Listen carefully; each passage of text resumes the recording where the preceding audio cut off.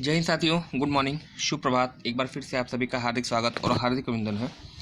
Target JS फिर रजत sir, Uttar Pradesh police भर्ती परीक्षा 2024 और आज आपका सेट होगा प्रैक्टिस सेट नंबर 23।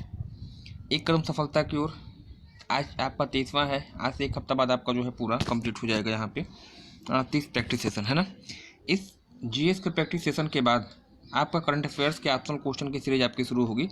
इसके लिए मैं आपको पीडीएफ नोट्स में आपको प्रोवाइड कर रहा हूँ। आप टेलीग्राम पे मुझसे जुड़िए, वहाँ पे सबके सब पीडीएफ आपको मिल जाएगी।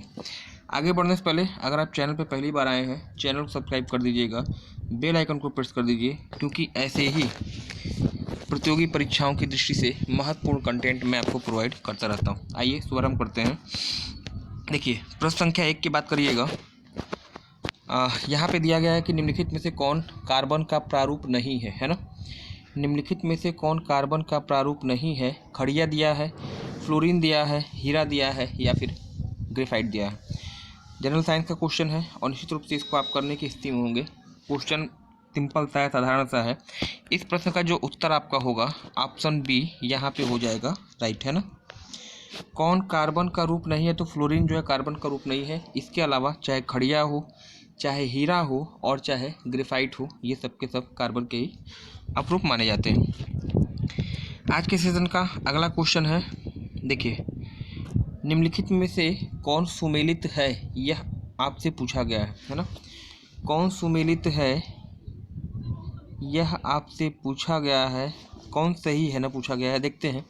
भीतरकनिका अभ्यारण्य, एक तरफ अभ्यारण्य की सूची दी गई है और दूसरी तरफ वह अभ्यारण्य किस लिए फेमस है, किस जीव के संरक्षण के लिए जाना जाता है, वह आपसे पूछा गया है।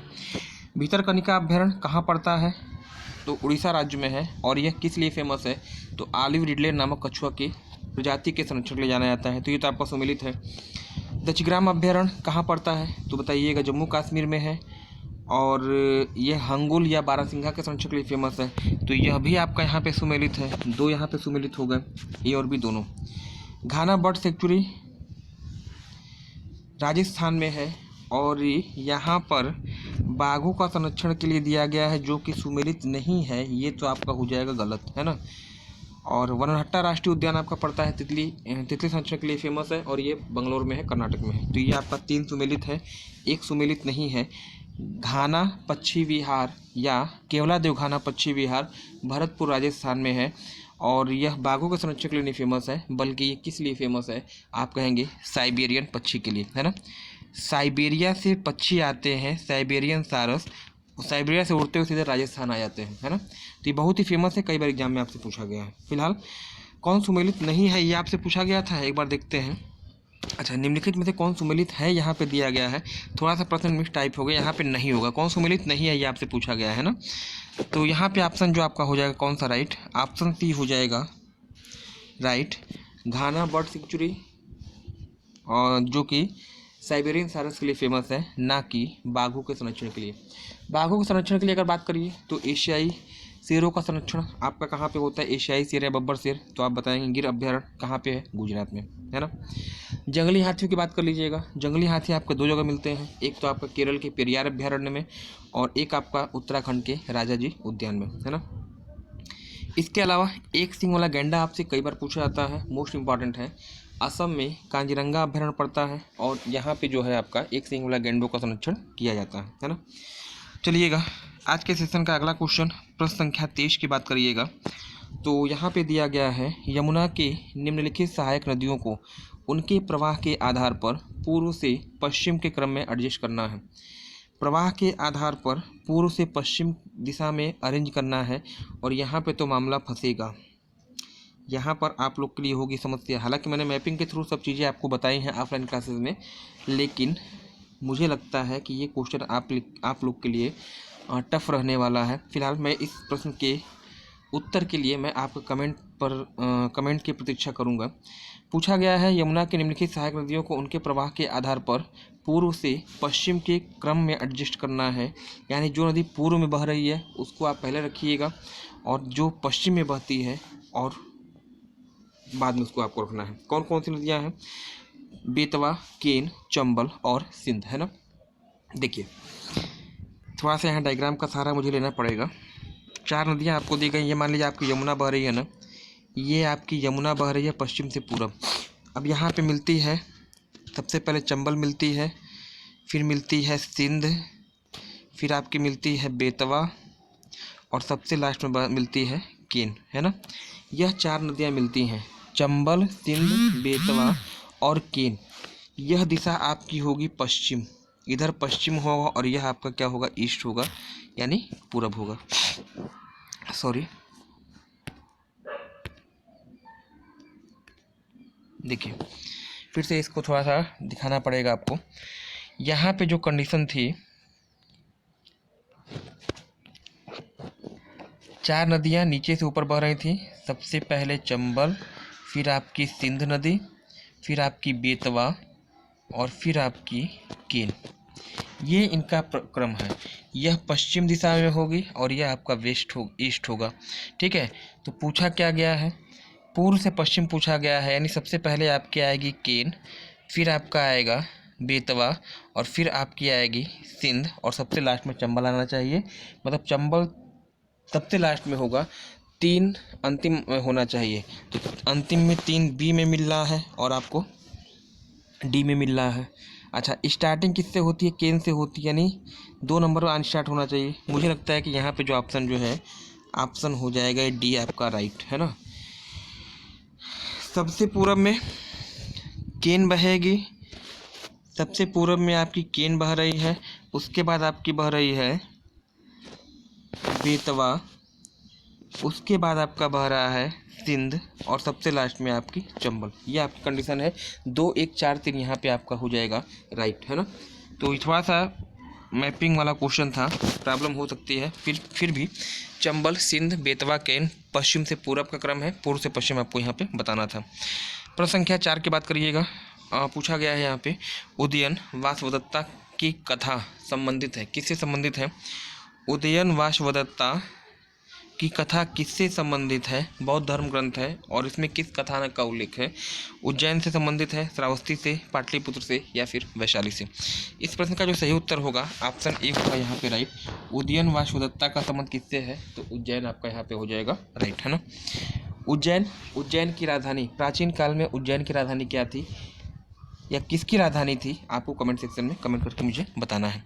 पाटलिपुत्र वर्तमान पटना, और वैशाली आपका बिहार में ना। प्रश्न संख्या 5 की बात करिएगा। इंपॉर्टेंट क्वेश्चन है और लिया गया क्वेश्चन है, हर एग्जाम में आपसे पूछा गया है। निम्नलिखित बौद्ध धर्म ग्रंथों में से कौन 16 महाजनपदों का उल्लेख करता है, या ऐसे कहिए किस धर्म ग्रंथ में 16 महाजनपदों का उल्लेख है। मध्यम निकाय दिया है, दिघ निकाय दिया है, खुदक निकाय दिया है, और आपका अंगुत्तर निकाय दिया है। 16 महाजनपद किस में मिलते हैं, तो ऑप्शन हो जाएगा यहाँ पे डी, अंगुत्तर निकाय यहाँ पे हो जाएगा राइट, है ना। चलिएगा, आज के सेशन का जो आपका 6वां क्वेश्चन है, कौन सही नहीं है, ये आपसे पूछा गया है ना। संविधान से लिया गया क्वेश्चन, स्टेटमेंट दिए गए हैं 4, और पूछा गया है कौन सही नहीं है, वो आपसे पूछा कौन गलत है ना। राष्ट्रपति संसद को संदेश भेज सकता है, राष्ट्रपति संसद के प्रत्येक सदन को बुला सकता है, राष्ट्रपति संसद का अंग नहीं है, या राष्ट्रपति संसद को विघटित कर सकता है। ऑप्शन देख के ही इस प्रश्न का उत्तर जो है आप मारेंगे, पहले ही गेंद पे छक्का निश्चित रूप से, क्योंकि आपको पढ़ाया गया है कि राष्ट्रपति, लोकसभा और राज्यसभा, इन 3 से मिलकर बनती है हमारी संसद। और ऑप्शन सी में यहाँ पे आपको दिखाई दे रहा है कि राष्ट्रपति संसद का अंग नहीं है, यही ऑप्शन हो जाएगा आपका क्या, गलत, क्योंकि राष्ट्रपति लोकसभा राज्यसभा से मिलकर आपकी संसद बने। बाकी जो आपका है जितना ऑप्शन है, चाहे ए हो, चाहे बी हो, चाहे डी हो, यह सब आपका क्या है, सही है, इसमें कोई डाउट नहीं है, है ना। प्रश्न संख्या 7 की आप बात कर लीजिएगा, दो पेज में चला गया है, फिर भी देखते हैं। दिया गया है कि भारतीय संसद की कार्यवाही में शून्यकाल का अभिप्राय है। शून्यकाल का संबंध क्या होता है, वो आपसे पूछा गया है। सत्र का पहला घंटा दिया गया है, जब विशेषाधिकार प्रस्ताव स्वीकृत होता है, या प्रश्नकाल का पूर्व का समय। और एक चौथा ऑप्शन मैं आपको यहाँ दिखा दूँ, दिया है प्रश्नकाल के अंत और कार्य सूची में लिखे गए दूसरे विषयों के मध्य का समय, है ना। शून्यकाल किसे कहते हैं, तो इसमें बिना किसी व्याख्या के मैं आपको बता दे रहा हूँ, वन लाइनर चीज़ है। भारतीय संसद की कार्रवाई में शून्यकाल क्या होता है, ऑप्शन डी आपका होगा यहाँ पे राइट। और क्या हो जाएगा, ऑप्शन डी, यानी प्रश्नकाल का अंत और कार्यसूची में लिखे गए जो दूसरे सब्जेक्ट हैं उनके मध्य का जो समय होता है उसी को आप क्या कहते हैं, शून्य काल कहते हैं, है ना। चलिएगा आज के सेशन का 8वां क्वेश्चन, आम आदमी बीमा योजना सामाजिक सुरक्षा प्रदान करती है। आम आदमी बीमा योजना सामाजिक सुरक्षा प्रदान करती है। ऑप्शन आपका है ग्रामीण क्षेत्र के समस्त श्रमिकों को, बी शहरी क्षेत्र के समस्त श्रमिकों को, ग्रामीण क्षेत्र के समस्त भूमिहीन श्रमिक जो गरीबी रेखा के नीचे हैं, या उपरोक्त सभी को। आम आदमी बीमा योजना किसको सेफ्टी प्रदान करती है, सुरक्षा प्रदान करती है, इस प्रश्न का जो सही उत्तर आपका होगा ऑप्शन सी होगा, ग्रामीण क्षेत्र के ऐसे समस्त भूमिहीन श्रमिक जो गरीबी रेखा के नीचे आते हैं, बीपीएल पॉइंट के नीचे आते हैं। चलिएगा आज के सेशन का 9वां क्वेश्चन यहाँ पे दिया गया है और मॉडर्न हिस्ट्री से लिया गया क्वेश्चन, एक इम्पॉर्टेंट क्वेश्चन है। ऐसे क्वेश्चन भी आपको एग्जाम में मिलने वाले हैं, है ना। देखिएगा, निम्नलिखित को सुमेलित कीजिए तथा दिए गए कूट का उत्तर दीजिए। एक तरफ पुस्तक या समाचार पत्र का नाम दिया गया है और दूसरी तरफ उसके संपादक या लेखक का नाम दिया गया है। बताना है कौन किससे संबंधित है और निश्चित रूप से इसका उत्तर भी आप बताने जा रहे हैं। कोई दिक्कत आपको होनी नहीं चाहिए क्योंकि आप लोगों ने इतना पढ़ रखा है ना, इतना आप लोगों ने पढ़ रखा है कि गलती होने की संभावना नहीं के बराबर है। बॉम्बे क्रॉनिकल, अल हिलाल, यंग इंडिया और न्यू इंडिया, है ना। देखिए इधर आपका अबुल कलाम आज़ाद है, फिरोज शाह मेहता है, एनी बेसेंट है, महात्मा गांधी है। इन तरह के प्रश्नों में अगर आपको कोई भी 2 उत्तर आ जाता है तो प्रश्न करना आसान हो जाता है। आसान से स्टार्ट करते हैं। अल हिलाल किस संबंधित कौन है, तो अल हिलाल समाचार पत्र था अबुल कलाम आज़ाद का, यानी बी का 1 होगा आपका, ठीक है ना। बॉम्बे क्रॉनिकल का संबंध जो है वह फिरोज शाह मेहता से है, तो ए का आपका 2 हो जाएगा। 2-1 तो क्लियर हो गया, 21, है ना। यंग इंडिया और न्यू इंडिया, इसमें जो है होगा कन्फ्यूजन। यंग इंडिया जो है आपका महात्मा गांधी से रिलेटेड है, यानी 4 नंबर, और न्यू इंडिया आपका जो है एनी बेसेंट संबंधित है, यानी 3 नंबर। तो 21-43 का सिनेरियो यहाँ पे निकल के आ रहा है। 2-1-4-3 अगर आपका यहाँ मिलान होता है किसी ऑप्शन में, वह ऑप्शन हो जाएगा सही, 2-1-4-3। और मुझे यहाँ पे मिल रहा है ऑप्शन नंबर सी, यानी 2-1-4-3 आपका यहाँ पे हो जाएगा राइट, है ना। इसके बाद प्रश्न संख्या 10 की बात करिएगा। लगभग आधा रास्ता जो हमने यहाँ पे पूरा कर लिया है, एक कदम सफलता की ओर, यह आपके चैनल की टैगलाइन। और निश्चित रूप से ऐसे ही आप लगे रहिए, मन बढ़। देखिए मुश्किल से इधर मान लीजिए आज आपका हो गया है लगभग 28 तारीख आज आपकी हो चुकी है। 2-3 दिन इधर और 10-15 दिन उधर, मतलब मुश्किल से 15 दिन आपका है। अब इस 15 दिन में आप जैसे अपने आप को एडजस्ट करते हैं, अपने आप अपने नर्व्स को कंट्रोल करते हैं, अपनी भावनाओं को कंट्रोल करते हैं, तो आप निश्चित रूप से आप सफल रहेंगे। घबराना तो आपको बिल्कुल भी नहीं है, क्योंकि जैसे प्रैक्टिस सेशन आपने हल किया है वही मान के चलिएगा। हम 18 तारीख को पेपर भी देने जा रहे हैं, तो वो भी एक प्रैक्टिस सेशन ही है, ना कि कोई बहुत बड़ी परीक्षा है।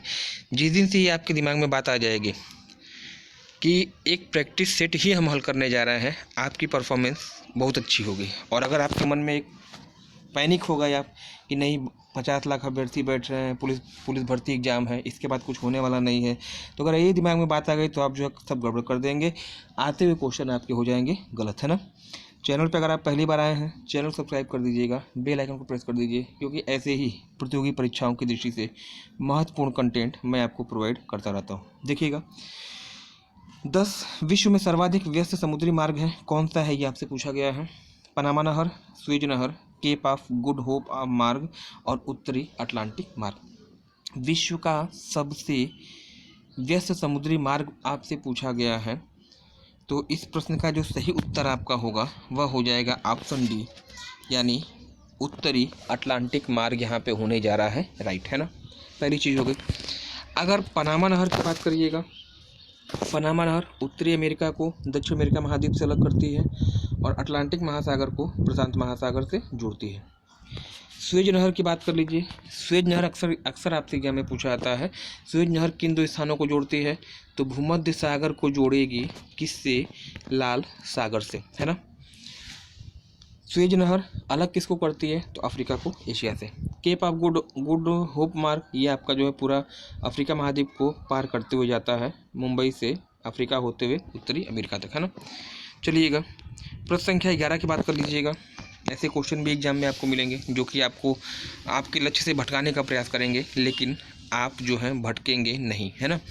अमेरिकी राष्ट्रपति चुने जाने के पूर्व बराक ओबामा सांसद थे।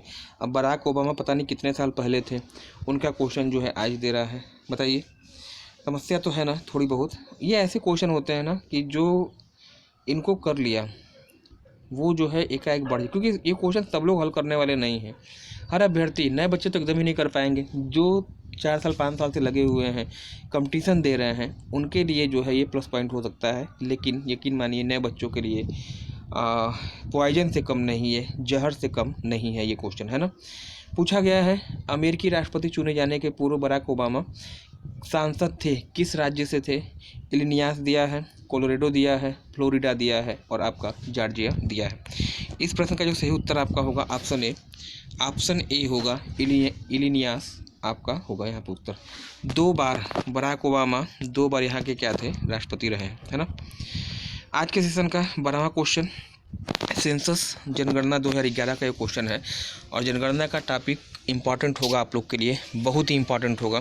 जनगणना चाहे देश की हो, भारत की हो, और जनगणना चाहे यूपी का हो, दोनों जगह से क्वेश्चन आपको मिलने वाले हैं। फिलहाल प्रश्न देखते हैं। 2011 की जनगणना के अनुसार देश में दशकीय वृद्धि के अनुसार उत्तर प्रदेश का कौन सा स्थान है? क्योंकि 10 साल 12 साल पहले हमारे यहाँ काउंटिंग हुई थी, उसके बाद नई काउंटिंग अभी आपके यहाँ नहीं हो पाई है, चाहे नया डाटा आपके पास नहीं आ पाया है। तो 2011 की जनगणना है ज़रूर, लेकिन परीक्षा की दृष्टि से इम्पॉर्टेंट होगी। जब तक नया डाटा आपके पास नहीं आ जाता है तब तक ये डाटा आपका पुराना नहीं होगा, है ना। दशकीय वृद्धि के अनुसार उत्तर प्रदेश का देश में स्थान आपसे पूछा है, 12वां है, 13वां है, 14वां है या फिर 15वां है ना। देखिए, इस प्रश्न का जो सही उत्तर होगा वह तो आपका होगा 15वां।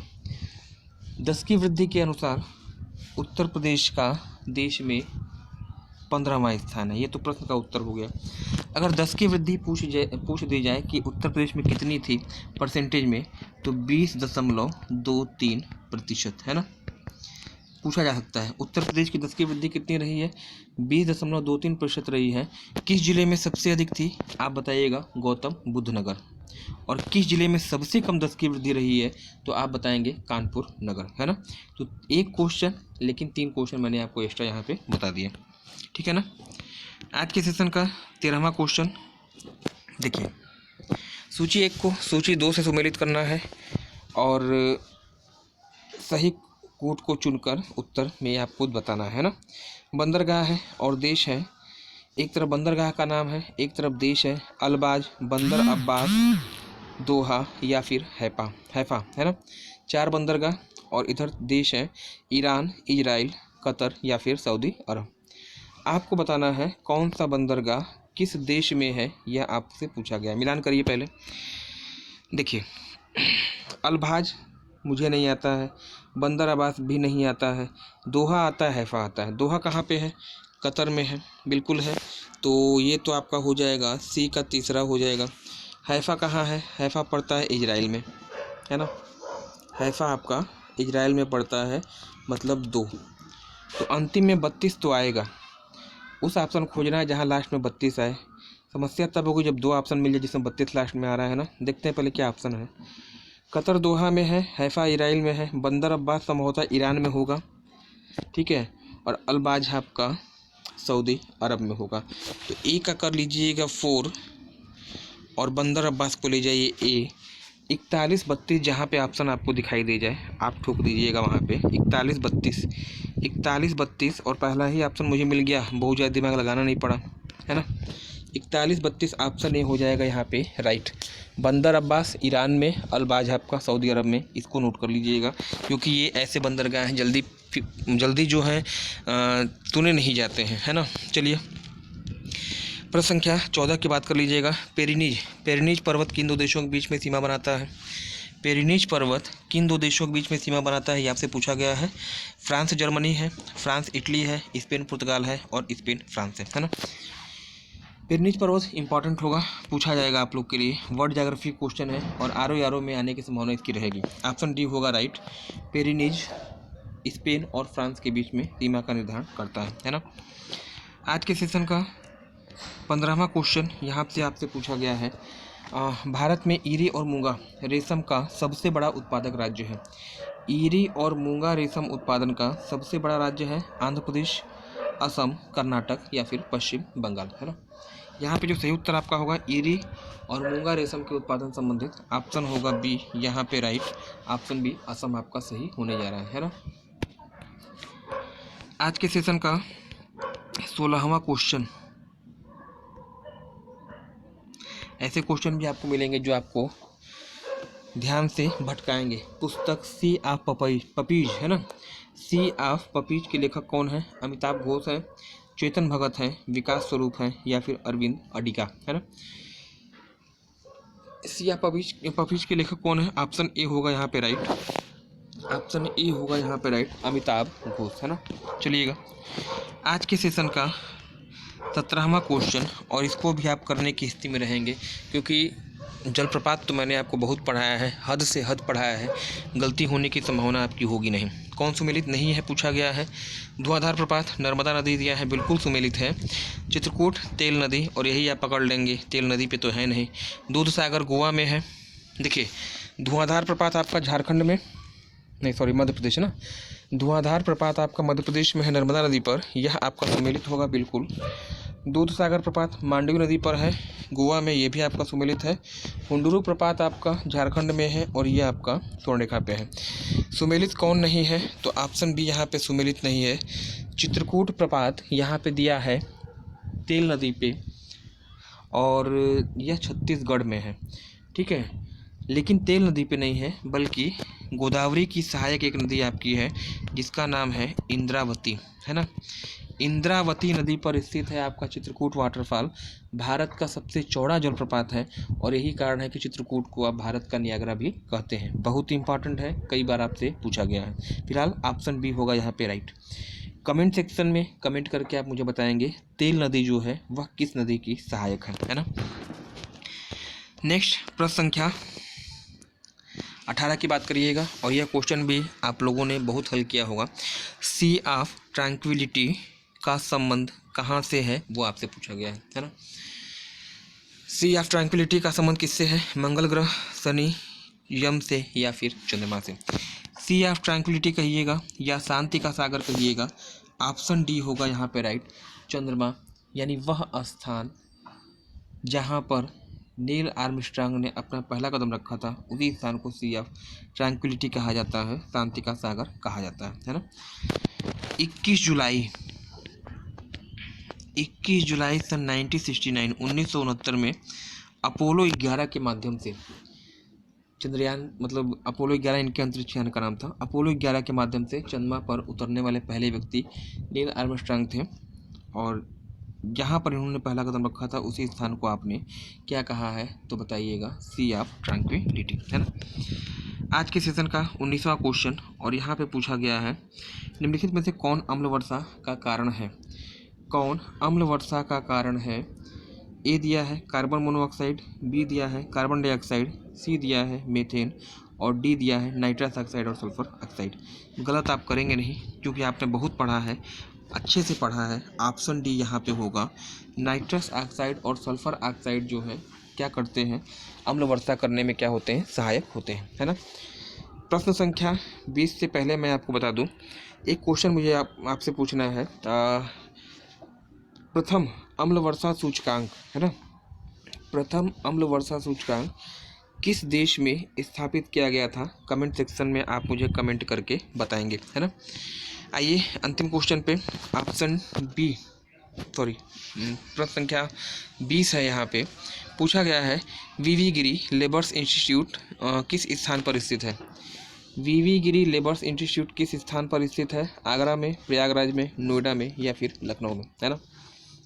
देखिए इस प्रश्न का पहले मैं उत्तर देता हूँ, उसके बाद अन्य ऑप्शन की व्याख्या, क्योंकि अन्य चारों ऑप्शन आपके लिए क्या होंगे, इंपॉर्टेंट होने जा रहे हैं।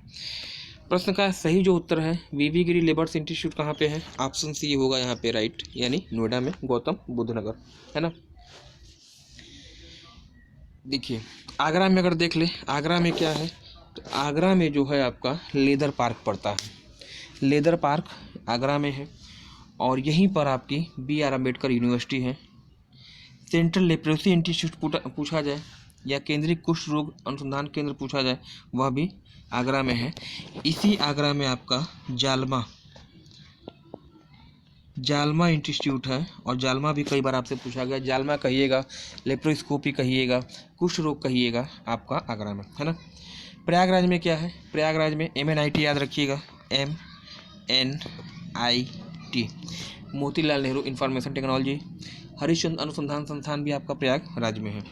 लखनऊ में सबसे अधिक संस्थान मैंने आपको बताया है, लखनऊ में केंद्रीय वनस्पति अनुसंधान संस्थान लखनऊ में, केंद्रीय औषधि अनुसंधान संस्थान लखनऊ में, केंद्रीय विष अनुसंधान संस्थान लखनऊ में, केंद्रीय गन्ना अनुसंधान संस्थान लखनऊ में, बीरबल साहनी इंस्टीट्यूट आपका लखनऊ में, और साथ ही साथ केंद्रीय उपोष्ण बागवानी अनुसंधान संस्थान लखनऊ में। तो ये 6 इंस्टीट्यूट मैंने आपको बताए हैं जो कि आपके लखनऊ में है, और सब के सब आपके लिए इम्पोर्टेंट होंगे, है ना। देखा आपने, एक क्वेश्चन में मैंने आपको अच्छा खासा बता दिया जो प्रश्न बनने की संभावना रहती है ना। उम्मीद है कि आप लोगों ने इस सेशन को पूरा देखा होगा, इसका प्रॉपर नोट्स भी तैयार किया होगा। बचे हुए समय है, गिने चुने समय है, याद रखिएगा। ये 15 दिन आप किस तरह से तैयारी करते हैं वह आपकी सफलता की पटकथा कहेगा। दिन आपका अपना नहीं है, दिन आपका जो है, कई कार्यों में आप घर के काम में बिजी रहते हैं, व्यस्त रहते हैं, घूमते फिरते हैं, कई चीज़ें होती हैं, लेकिन जो रात है बेटा ना, जो रात है, लंबी लंबी रातें हो रही, जाड़े का समय है, ठीक है, रात आपकी है, 12 से 14 घंटे का समय आपके पास है, चाहे उसे सो कर बिता लीजिए या फिर उसे सोना बना लीजिए। 15 दिन अगर आप मन से तैयारी कर देते हैं, जो कमियां आपकी हैं उनसे आप निपट लेते हैं, उन पे आप विजय श्री प्राप्त कर लेते हैं, तो निश्चित रूप से इस पुलिस भर्ती का जो एग्ज़ाम की जो आपकी लिस्ट आएगी, PDF लिस्ट आएगी रिजल्ट में, आपका नाम उस लिस्ट में होगा। इसकी मैं गारंटी ले सकता हूँ 100%। 15 दिन जो है अपने आप को इतना प्राइवेट कर लीजिए कि लोग सोचें कि व्यक्ति जिंदा है कि एक्सपायर हो चुका है। बिल्कुल समाज से अपने आप को काट लीजिए, पूरा समय कापी किताबों को दीजिएगा, और अच्छे से तैयारी करिए। नई चीज़ों को पढ़ने से बचिए, है ना, नई चीज़ों को पढ़ने से बचिए। जिन चीज़ों को आपने पढ़ा है कोशिश करिए कि अगर वहाँ से प्रश्न आए तो आपका गलत नहीं हो, ठीक है ना। धन्यवाद, थैंक्स फॉर ज्वाइनिंग मी। अगले दिन पुनः 6 बजे एक नए उत्साह के साथ प्रैक्टिस सेशन 24 लेके आपके समक्ष उपस्थित रहूँगा। धन्यवाद, okay, thanks for joining me.